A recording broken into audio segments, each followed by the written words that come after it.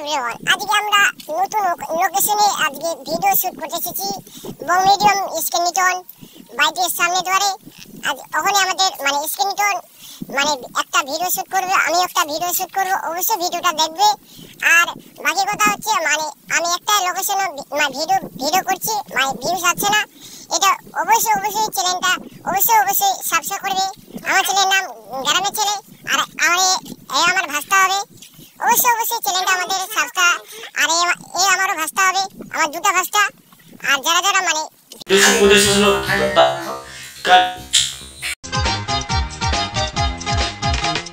চুপি চুপি করে এই মেলামেশা আর নয়, এবারে জানুক লোকে আমাদের পরিচয়।